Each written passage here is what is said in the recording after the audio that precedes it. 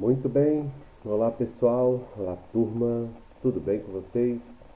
Bebendo bastante água, se cuidando aí nesse momento de tanto calor e tão baixa a umidade do ar? Pois é, isso é importante, hein? Importante, necessário e vital para a saúde das células, para a saúde principalmente dos neurônios, né? E do órgão mais importante do nosso corpo, que é o fígado. Ele precisa de muita água e nesse momento não deixe de se hidratar, tá bom? A recomendação é no mínimo 3 litros para o homem e 2 litros para a mulher, tá bom? Não, não dê bobeira com esse calor e com essa tão baixa umidade do ar que estamos vivenciando aí no nosso cerrado, ok? Tem previsões de chuvas para os próximos dias, mas até lá, cuide-se, beleza? E sempre que puder, fique em casa, use máscara, álcool em gel e proteja-se porque, enfim, ainda não estamos imunizados e dessa forma ainda corremos o risco, ou corremos riscos, né, de contrair esse vírus e essa doença transmitida pelo novo coronavírus. Beleza? Vamos à nossa aula de hoje. Nosso conteúdo dessa fase do ciclo, né? Porque agora vocês têm uma educação em ciclos, como diz o estado de Goiás, ok? Houve uma alteração na qual vocês agora não têm mais bimestres, e sim ciclos. Esses ciclos são algo como que trimestres, tá? Não mais bimestres, mas trimestres. Então, o ensino médio goiano é trimestral agora ou é cíclico, como o governo está chamando, beleza? Nessa fase do ciclo do ensino médio, do terceiro ano, nosso estudo é ecologia e é também tema de Enem, viu galera? Muito cobrado esse assunto na prova do Enem, beleza? Espero contribuir também com essa com aqueles que vão fazer a prova para o Enem, beleza? Vamos lá, primeiramente começando com conceitos, tá gente? A ecologia é um termo que tem origem, né, do grego, significa casa, né, ou ambiente, é, a palavra oikos, né? Então, do grego, oikos, que significa casa ou ambiente, e logos, ciência, estudo. Então, a palavra ecologia, né? Essa parte eco, que é oikos em grego, significa casa ou ambiente, beleza? E logia vem do logos, significa ciência, conhecimento ou estudo, tá bom? Então, ecologia é o estudo da casa. Que casa? A Terra, né, gente? O nosso planeta. O ambiente em que vivemos, o lugar onde vivemos. Beleza? Em termo, ou melhor, esse termo foi empregado pela primeira vez por Ernest Haeckel em 1866. Ecologia é a ciência que estuda as relações dos seres vivos entre si e com o meio ambiente. Então, esse conceito é o que vocês precisam mais se apegar, beleza? E não decorar, mas aprender de verdade. Ecologia é a ciência que estuda as relações entre os seres vivos e o ambiente onde eles estão inseridos, onde eles é, é, literalmente vivem, beleza? Então vamos lá. Os seres vivos são organizados em níveis e esses níveis eles existem desde a menor molécula existente no universo e no nosso planeta e que é o formador de tudo até as grandes organizações desses seres vivos, beleza? Então nós temos aqui, vou passar isso rapidamente, porque certamente vocês já estudaram, e aqui é uma forma de relembrar, tá bom? E são os níveis de organização dos seres vivos. Então nós somos átomos, ok? Por quê? Porque o átomo é a parte fundamental da formação da matéria. O que é matéria? Nós somos matéria, né? Nosso corpo é matéria, o lápis que escrevemos é matéria, o caderno é matéria, tudo é matéria, beleza? Menos aquela parte que há em nós que foi dada, uns acreditam que foi Deus, outros acreditam que foram outras forças, mas aí você acredita naquilo que lhe fizer melhor, lhe fizer bem, beleza? Então o átomo ele é a unidade fundamental da matéria, formador de tudo que é material no nosso planeta, incluindo nós, tá bom? no nosso planeta e no universo conhecido pelo homem. Então, o átomo é o formador das moléculas. A união de átomos forma moléculas. Essas moléculas, ao se unirem, formam as organelas, que faltou aqui nesse esqueminha. As organelas são as partes existentes em uma célula, né? Então, as organelas se unem e formam as células. As células vão se unir, se aglomerar, né, de forma harmônica e dar origem aos tecidos do corpo. Esses tecidos unidos, né, formarão os órgãos. Nós temos aí, por exemplo, o nosso estômago, né, que é formado por tecido epitelial, por tecido conjuntivo. Então, esses tecidos humanos, ou esses tecidos orgânicos, se unem para formar os órgãos do nosso corpo, né? Os órgãos, por sua vez, se unem e formam os sistemas, né, gente? A gente tem aí o sistema digestório formado pelo órgão que é a boca, também pelo órgão que é o esôfago, mais o órgão que é o estômago, o fígado, o pâncreas, os intestinos delgado e grosso e por aí vai, beleza? Então os órgãos juntos, unindo-se, aglomerando-se, formam sistemas. E os sistemas, pessoal, formam o organismo ou os organismos, tá bom?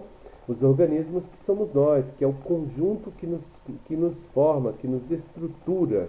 Então esse é o nível fundamental de organização dos seres vivos, tá bom? Isso é mais para rememorar, para lembrar, né?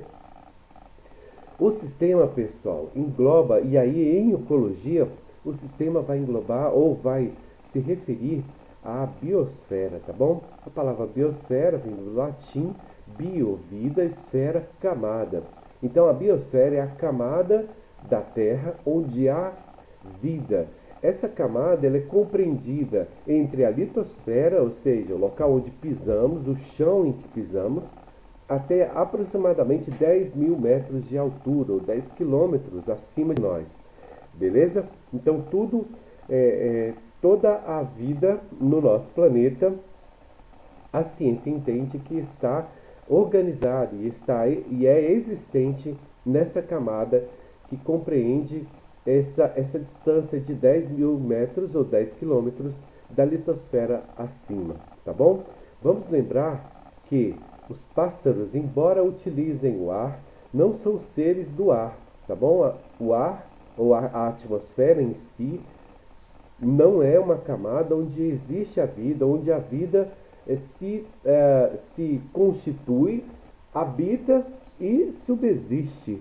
O ar é simplesmente um meio de locomoção desses organismos vivos que são os seres alados, tá bom? E aí eu não vou, obviamente, colocar isso como sendo somente os pássaros. Por quê? Porque há outros seres alados que utilizam o ar para se locomover. Beleza? Como insetos, por exemplo. Tá certo? E os morcegos, né, gente? Que não são aves, são mamíferos alados. Então, o conjunto de todos os ecossistemas da Terra vai formar a biosfera, a camada da vida. Até chegarmos ao estudo da biosfera, existe um sistema de organização. Esse sistema começa pelo organismo, né? O organismo é cada ser vivo que existe na face do nosso planeta, tá bom? Talvez fora dele também, mas por enquanto nós não temos essa certeza, ok? Então vamos lá, os níveis de organização. A organização da vida na Terra se dá da seguinte forma: o organismo, que é a espécie, é o indivíduo, forma a população. As populações, ou um conjunto de seres que constituem populações, dão origem a comunidades. As comunidades juntas constituem um ecossistema e esse ecossistema, né, forma a biosfera. Lembra que eu falei lá que o conjunto de todos os ecossistemas da Terra vão constituir a biosfera, tá bom, gente? Então, repetindo, o organismo é a espécie se ajunta, se aglomera e forma uma população. As populações se unem, né, e formam a comunidade. Então, as populações dos bairros de Valparaíso ou de Novo Gama se unem para formar a comunidade de Valparaíso e de Novo Gama. Então nós temos aí, por exemplo, Novo Gama, eu não conheço bem a distribuição do bairro, mas tem ali o Pedregal, né, que é aquela região onde existem aquele conjunto de lojas, certo? A feira logo ali atrás, e o centro do Novo Gama, que é a região central ali onde tem o Colégio do Novo Gama, a rodoviária e por aí vai. Então, essas duas populações, as populações desses dois lugares, vão formar juntas, com mais outros bairros, né? Vão formar juntas a comunidade de Novo Gama. No Valparaíso, da mesma forma. A população da etapa A, mais a população do Valparaíso 2, mais a população da etapa B, C, D e E, vão juntas constituir a comunidade de Valparaíso. E por aí vai. Beleza? Essas comunidades juntas constituirão um ecossistema de um local, de uma região. Tá? O ecossistema é algo mais amplo, né? Por exemplo, nós temos o ecossistema cerrado, que constitui o cerrado, né?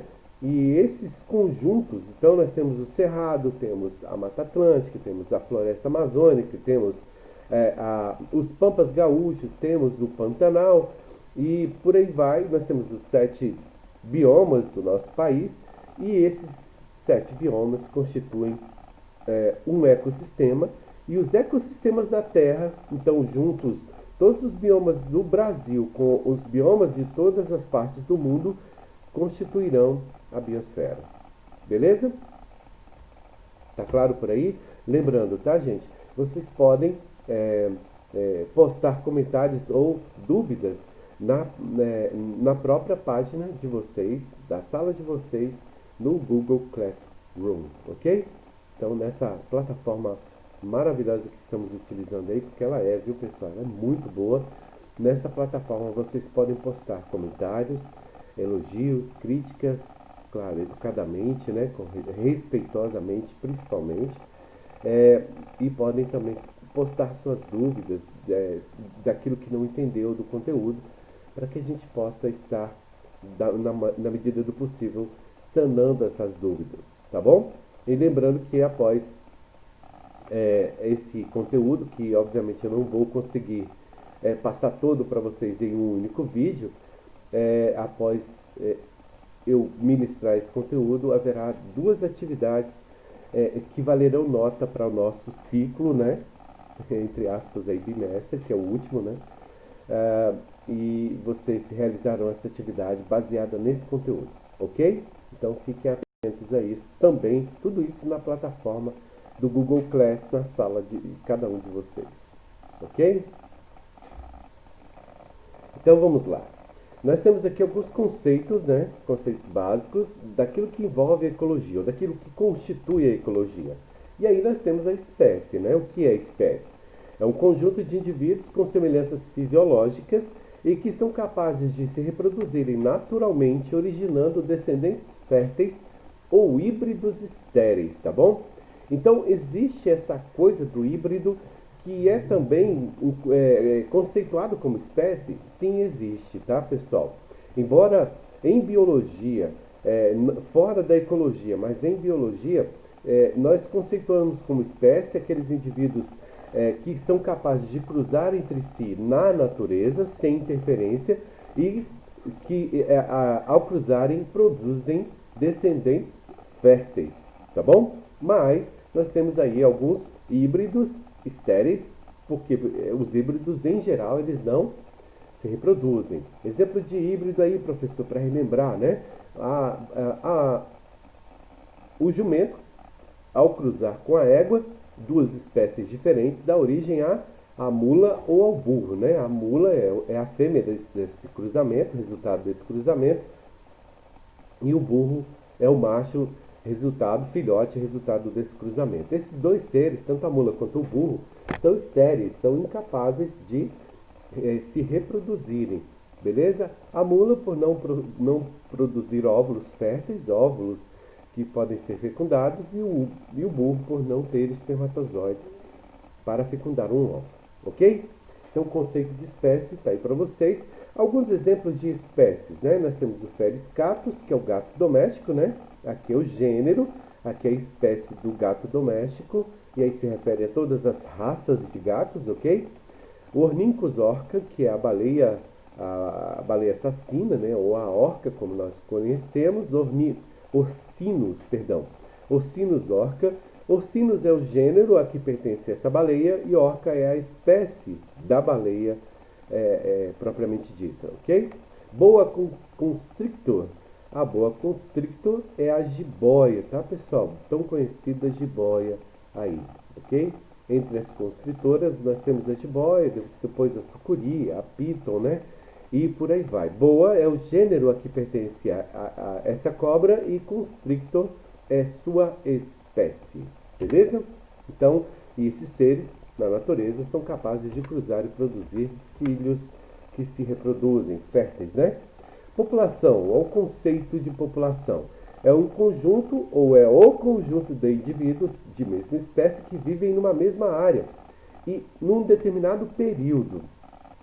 Então, já dei um exemplo aí bem fácil para a gente, né? Então, a população da etapa A de Valparaíso ou do 11HC de Novo Gama, eu acho que é uma parte de Novo Gama, né? Eu não tenho certeza porque não conheço realmente o Novo Gama, mas as pessoas que vivem no 11HC do Novo Gama ou que vivem no Pedregal em Novo Gama formam uma população. Que população? A população do 11HC ou a população do Pedregal, tá bem?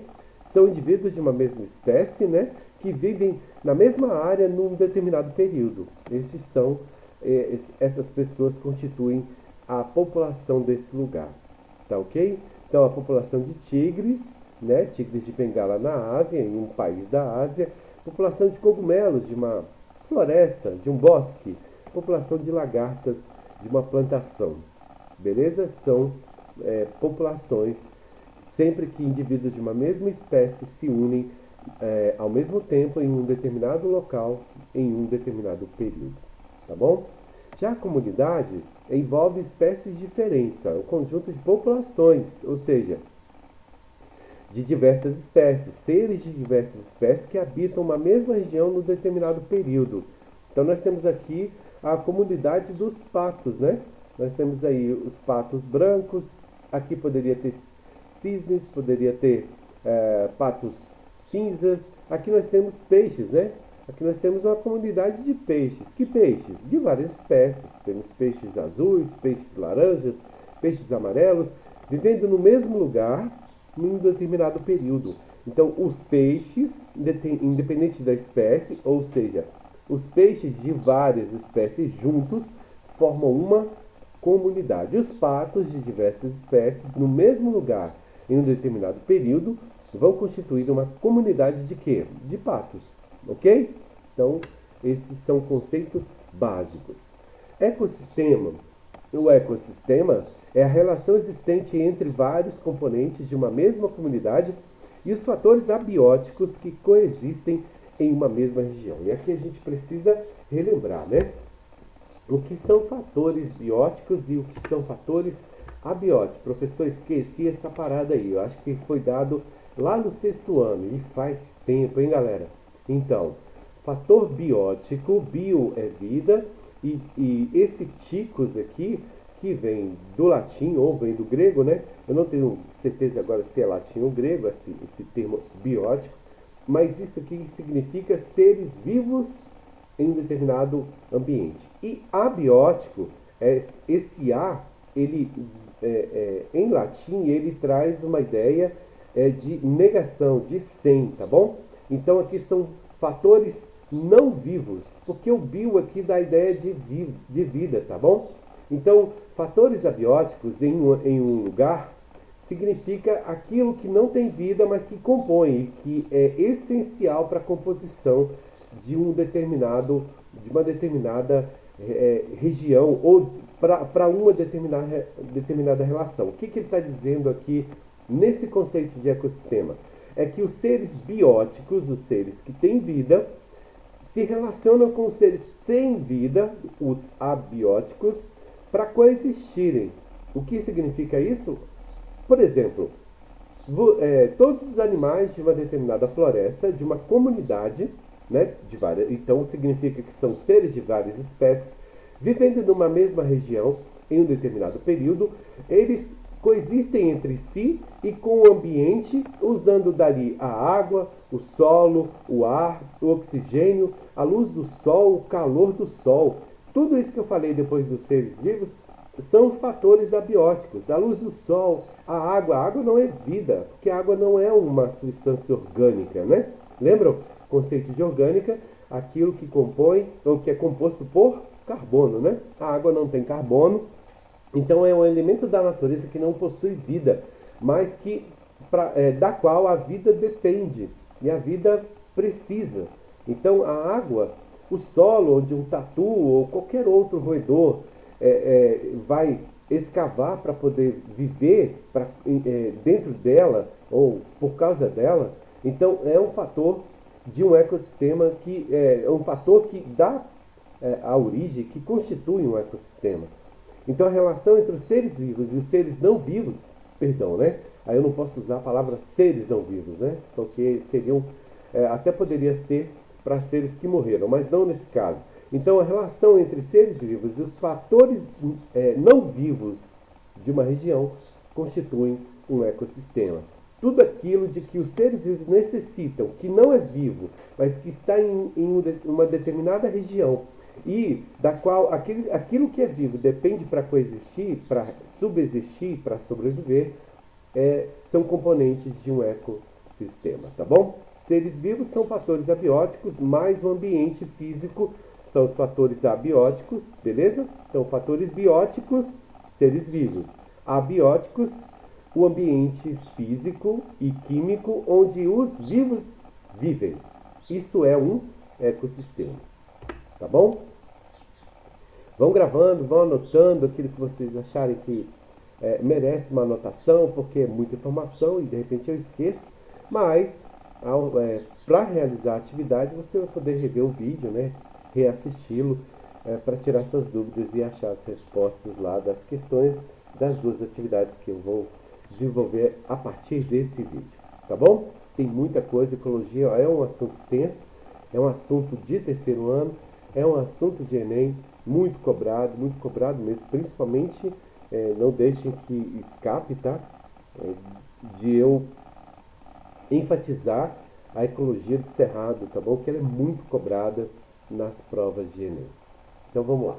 Biosfera é o conjunto de todos os sistemas da Terra. Então nós temos aqui o globo terrestre, né? Nós temos o continente americano, os continentes americanos, América do Norte, Central e do Sul.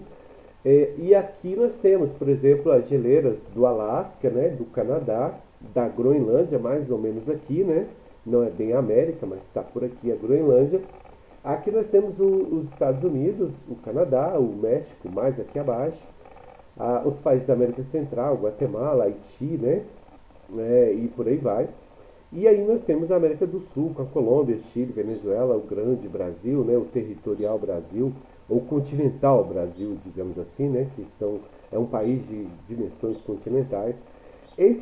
Todos esses países que compõem esses continentes estão dentro da biosfera. E relembrando, a biosfera é uma parte do nosso planeta que compreende do chão em que pisamos, a litosfera, até aproximadamente 10 mil metros de altitude. Professor, mas essa parada de 10 mil metros é algo assim exato, é algo assim plausível? Muito plausível, tá, gente? Não bem exato, tá? Não totalmente exato, porque quando se trata de vida, de ser vivo, não pode se estabelecer uma exatidão, por quê? Porque a vida é mutável. A vida é adaptável e isso pode trazer mudanças, essa capacidade adaptativa que a vida possui. Então, por exemplo, por que existe essa base, esse conceito, esse entendimento de que a vida está compreendida ou ela existe nessa região? É porque nós temos, por exemplo, o Monte Everest é o pico mais alto do planeta, ok? 8.848 metros de altitude, se eu não me engano. Essa exatidão, eu acho que está bem próximo da exatidão esse número, tá? Então, 8.848 metros de altitude é a altitude máxima do pico, né? É lá o pico do Monte Everest, no Himalaia, né? E a ciência já encontrou vida nessa altitude extremamente gelada do planeta. Então há vida no pico do Monte Everest. Mas são os pássaros, professor? Não, repetindo, né? Os pássaros não vivem no ar.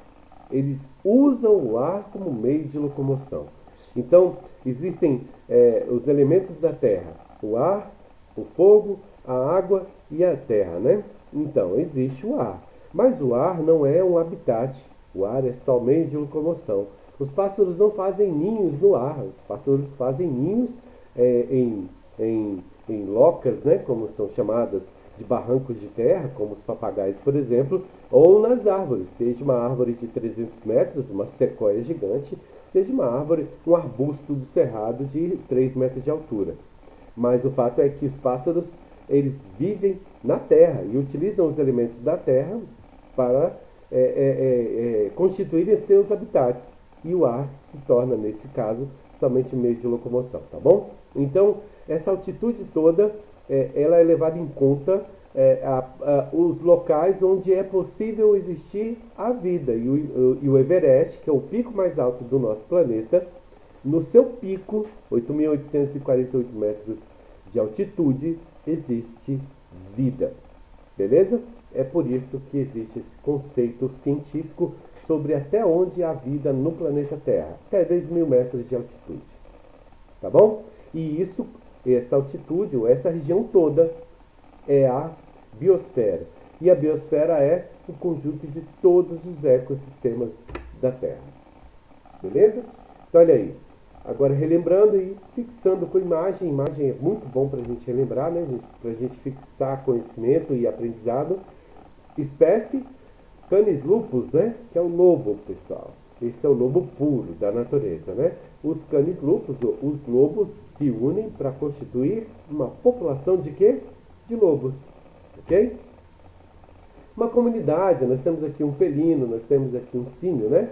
Que é um macaquinho, nós temos um hipopótamo, temos aqui alces, o caribus, né? Nós temos aqui aves de diversas espécies, temos um crocodilo. Esses seres de diferentes espécies constituem uma comunidade, né? E várias comunidades vão constituir um ecossistema. Os seres vivos mais o ambiente físico-químico formam um ecossistema. O que constitui um ambiente físico-químico? Os fatores abióticos, aquilo que não tem vida, que se une, né? Ou do que depende aquilo que tem vida. Ok, pessoal? Então é bem simples assim. Depois que a gente passa a aprender, né? E aí nós temos a biosfera, né? A biosfera, ela é composta pela hidrosfera, a atmosfera como um todo, né? A atmosfera, nós compreendemos aproximadamente 21 camadas, né? E 21 camadas não, são 5 camadas, mais várias subcamadas que constituem toda a atmosfera da Terra. Na atmosfera da Terra nós temos a biosfera, temos a hidrosfera, a camada das águas, né? A litosfera, que é o chão onde pisamos, é a camada de terra em que habitamos, né? Tranquilo até aí? Qualquer coisa, não esqueçam, podem deixar comentários na própria sala do Google Plus. Então vamos lá. Um lugar onde uma determinada espécie vive, onde um ser vivo vive, é chamado de habitat, é a casa dele. Tá bom, gente? Pode ser uma região, pode ser um território marcado com xixi, né? Como o caso dos leões, dos tigres, leopardos. Os ursos, né? Eles urinam ao redor de uma determinada área, nas árvores, nos arbustos, na grama, na própria savana africana. Eles saem urinando para todo lado, para quê? Para delimitar território. Esse território é o habitat do animal. Então é o habitat do animal, o buraco que o tatu escava para poder viver dentro dele. É o habitat do animal, a grande caverna onde o urso entra para hibernar, né? Onde ele vai hibernar lá por uns 6 meses, após se alimentar até quase morrer, e aí para enfrentar o frio ele vai se esconder para se manter vivo, sem se alimentar, sem nada. Ali é o que? O habitat do animal. O camelo vive... esse aí é um dromedário, né, gente? Não é bem um camelo, é primo, né, do biológico do camelo, mas o dromedário vive nesse campo, né? Esse campo é o habitat desse animal, tá bom? E os animais que migram, professor? Pois é, cada lugar que ele fica, que ele estabelece moradia, se torna o habitat dele, tá bom? Bem simples assim. O que é nicho ecológico? Em resumo, Eu posso ler tudo isso para vocês, mas em resumo, nicho ecológico é o papel desempenhado pelo animal, pelo ser vivo no local onde ele vive, na região em que ele vive. Então vamos ler rapidamente. Conjunto de atividades e comportamentos exibidos por uma espécie que pode ser entendido como o modo de vida, o jeito de ser, a profissão, porque aí, né, o nicho ecológico do ser humano, né, do Carley. Qual o nicho ecológico do Carley? Ser professor de biologia, ser pai de família, né, fazer diversas coisas no decorrer de sua vida, no seu dia a dia, né? Então, o nicho ecológico é a forma como o ser vivo desempenha suas atividades no meio em que ele vive. Nicho ecológico não é um lugar, e sim aquilo que ele faz, ou a forma como ele faz aquilo que ele faz aonde ele vive. Então, olha, esse leopardo é o predador dessa zebra. Qual o nicho ecológico desse leopardo? Predar animais que servem como alimento para ele, ok? Além de, claro, se reproduzir, né, e deixar descendência. Qual é o nicho ecológico do urso panda? É se alimentar de bambu, né, gente? De broto de bambu, de folha de bambu. Esse é o nicho ecológico dele, se empanturrar dessa folha, né? É um urso muito dócil, está em risco de extinção. A China e outros países asiáticos têm procurado salvar essa espécie. Esse urso pardo, perdão, esse urso panda em especial, já está bem avançado o trabalho de recuperação da espécie, mas existem outras espécies de urso panda que estão correndo um sério risco de extinção aí na Terra, tá bom? Então, o nicho ecológico é o papel desempenhado pelo ser vivo no ambiente em que ele vive, tá bom? Então, matéria e fluxo de energia, a gente vai voltar um pouco aqui em cadeias, teias alimentares, mas eu não vou me ater muito nisso, porque eu tive a informação de que os terceiros anos aí do Novo Gama já tiveram esse conteúdo, tá bom? Então eu não vou me ater.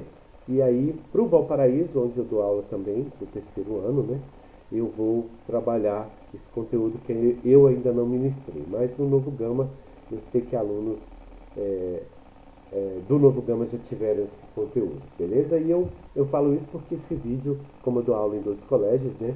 Eu utilizo o mesmo vídeo, já que são terceiros anos do ensino médio iguais, beleza? Estão no mesmo nível, né? Estudando o mesmo conteúdo do ciclo, ok? Então, os seres vivos apresentam diferenças na hora de obter alimento. Alguns são produtores, outros consumidores e outros são os decompositores, aqueles que dão fim a toda a matéria orgânica do nosso planeta, né? Eles apresentam essas diferenças. Os produtores são sempre, galera, aqueles capazes de produzir seu próprio alimento. Então, são os vegetais, tá ok? Então, as plantas e as algas marinhas, tá bom, gente? Que são fotossintetizantes também. Tudo aquilo que faz fotossíntese ou quimiossíntese são seres que produzem seu próprio alimento.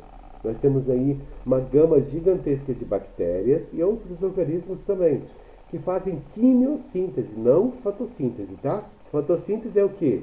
É a produção do próprio alimento a partir da luz, tá? Fotoluz. Quimiossíntese é a produção do seu próprio alimento através da manipulação ou da metabolização de substâncias químicas, que podem ser orgânicas, como os átomos e moléculas existentes no solo, o nitrogênio e por aí vai. Beleza? Então, os produtores são os vegetais, ok? E as algas marinhas são os produtores, são aqueles que dão origem à matéria na Terra, né? E são aqueles seres que são vivos a partir do qual a vida se baseia, é o pilar, é a base fundamental da vida na Terra, em termos de alimentação, os vegetais. Os consumidores podem ser primário, secundário, terciário, quaternário e até mais, dependendo da teia alimentar a qual eles pertencem. São seres incapazes de produzir seu próprio alimento, são chamados de heterótrofos. Então vamos lembrar o termo aqui.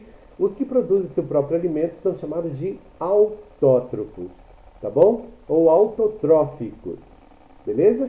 Já os que não produzem seu próprio alimento, ou seja, precisam se alimentar de outros seres vivos para sobreviver são chamados de heterótrofos ou heterotróficos. São os animais em geral. Mas aqui também envolve as bactérias, né? Envolve as bactérias, os protozoários, os fungos, né? Existem fungos que consomem outros seres vivos para sobreviver. Então eles são consumidores. O nível de consumidor dele vai depender da teia alimentar a qual ele pertence. Se é primário, secundário, terciário, quaternário, por aí vai. Tá bom? Os decompositores, por sua vez, são aqueles que vão dar fim a tudo que já foi vivo um dia. As bactérias, os fungos e as bactérias.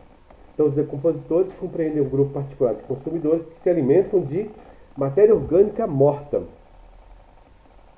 Mas pode ser vivo também, tá, gente? Porque nós temos fungos que se alimentam de raízes de plantas vivas. Né? O penicillium, por exemplo. Penicillium notatum, que é o fungo que deu origem à penicilina.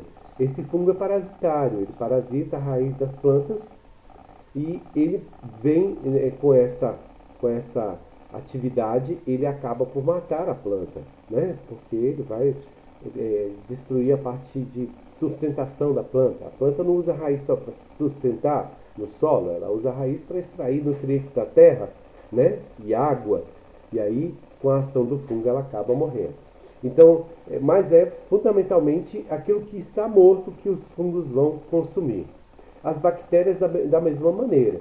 Não existem bactérias só para decompor, tá? Existem bactérias até benéficas, mas em geral elas são decompositoras, como os fungos, tá bom? Existem fungos de comer, professor, que são os cogumelos. São decompositores também? Eles são. O papel ecológico deles é de decomposição, mas são comestíveis, né? Não possuem toxicidade que impeça que nós os comamos, mas eles são decompositores também, ok? Produtores vegetais, consumidores, os animais, envolvendo bactérias, fungos e protozoários também, e os decompositores, bactérias e fungos. Aqui a gente tem o fungo bolor, né? Que é o mesmo que dá no pão. Ele está aqui nessa... Parece ser uma abóbora, uma maçã, uma laranja, não está muito claro para mim o que seria, mas é uma fruta ou um vegetal em decomposição aqui, né? Beleza? Os heterótrofos, de acordo com o tipo de alimento que o ser vivo come, ele pode ser classificado como herbívoro, que come apenas plantas. Exemplo, girafa, capivara, né? O boi, o cavalo, ok? Carnívoros, que comem apenas carne. Leão, onça, cachorro. Cachorro não mais, hein, pessoal? O doméstico não, hein? Por quê? Porque ele come ração à base de vegetal, né? Então, os cães, embora tenham sua origem como carnívoros, não são mais tão carnívoros como eram, né? Os onívoros comem plantas e animais. O homem, a galinha, né? E várias outras espécies se alimentam. O urso, né? O urso come raiz de planta, ele come larva de casca de pau, né? De casca de madeira, que está em decomposição já. Ele mata um alce, né? Na natureza, ele se alimenta da carne do animal que ele matou, ele come aquilo que está em decomposição, ele é um necrófago também, né? Ele é capaz de comer carne em decomposição. Então, o onívoro, ele é aquele animal que come praticamente tudo, né? O homem não, né? O homem não come em decomposição, porque nós não temos enzimas para isso. O urso tem, né? Os hematófagos se alimentam de sangue, pernilongo, pulga, morcego, né? Existe o morcego hematófago.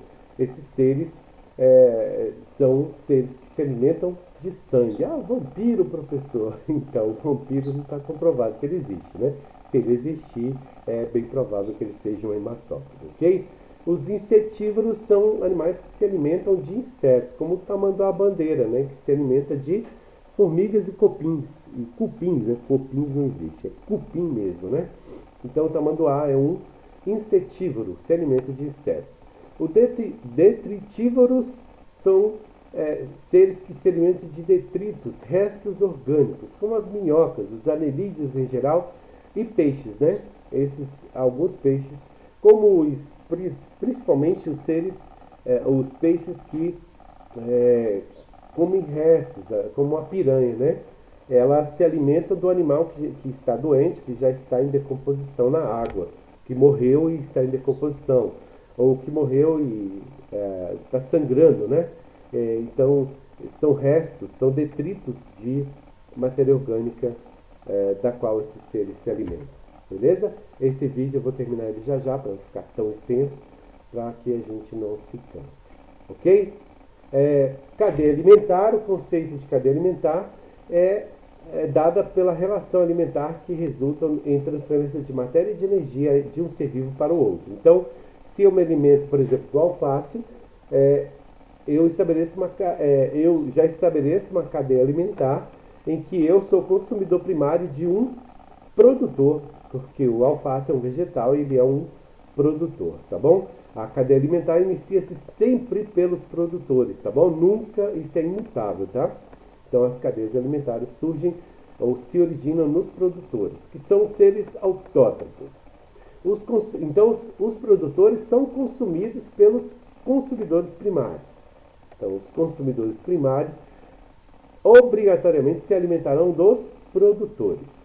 Os consumidores secundários se alimentarão dos consumidores primários. Então, uma onça, por exemplo, um leão, se eu der bobeira, estiver no território dele, eu vou me alimentar do produtor, que é o alface, e a onça vai se alimentar de mim, que sou o consumidor primário. Né? É um exemplo bem besta esse, né, de falar de mim mesmo. Mas, por exemplo, um coelho. O coelho se alimentou lá de um vegetal na natureza, no ambiente em que ele está, e aí vem um lince, né? Ou vem um coiote e o pega para se alimentar dele. O coiote é o secundário. Por quê? Porque se alimentou do primário. O primário é aquele que se alimentou do produtor. Ok? O terciário é aquele animal, aquele ser vivo que se alimenta do consumidor secundário. Então, vamos supor que o coiote que se alimentou do coelho, que tinha que se alimentar do alface, da folha, do vegetal, vamos supor que o coiote deu bobeira, surgiu um urso faminto e pegou ele, capturou e se alimentou do coiote. Então, o urso passa a ser o consumidor terciário. Tá bom? Cadeia alimentar não é muito difícil. Então, nós temos aí o vegetal, consumidor primário, é o herbívoro, né, a zebra, e o leão que vai se alimentar da zebra. Então aqui nós temos consumidor primário e consumidor secundário. Quem é o decompositor? São os fungos e as bactérias que vão se alimentar da carne do leão quando ele morrer. Beleza? Os decompositores são o fim da cadeia alimentar. E da teia também, tá, gente? Existe diferença entre cadeia e teia alimentar.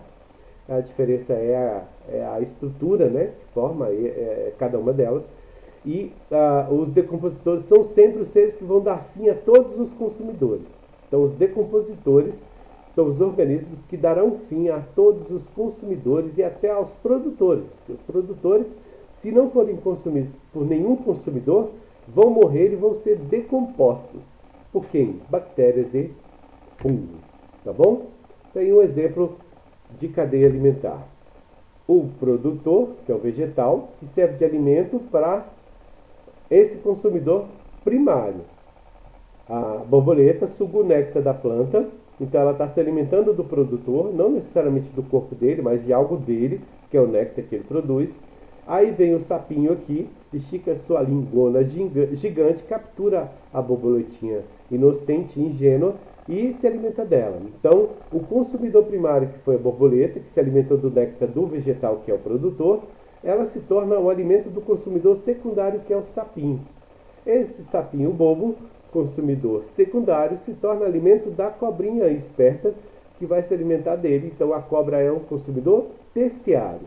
Essa bobona dessa cobra, se achando a bambambam do pedaço, deu bobeira, e a ave de rapina, que pode ser uma coruja, pode ser uma águia, pode ser um gavião, né? Lá de cima, com seus olhos potentes, viu a cobrinha se achando, né? Veio aqui, capturou-a e se alimentou dela. Esse aqui é o consumidor quaternário, tá? Primário, secundário, terciário, quaternário. Pode ter um animal que se alimentaria da ave de rapina que se alimentou da cobra? Pode. E aí seria um quintenário, né? Mas existe, tá, pessoal? Pode acontecer sim. Pode vir outro animal aqui no momento em que ela está capturando a cobra, seria muito azar, né? Dessa ave, mas pode acontecer, beleza? E aí, tem alimentar, vou parar por aqui, que o vídeo está ficando já no tamanho de uma aula, né? Talvez até passando um pouquinho. E eu continuo a partir de T alimentar, que é algo um pouco mais complexo e grande. Beleza, pessoal? Então não esqueça de deixar comentários e dúvidas se tiverem e que eu responderei lá na sala do Google Class. Beleza? Por aqui, por hoje é isso. Muito obrigado por sua atenção e até a próxima aula.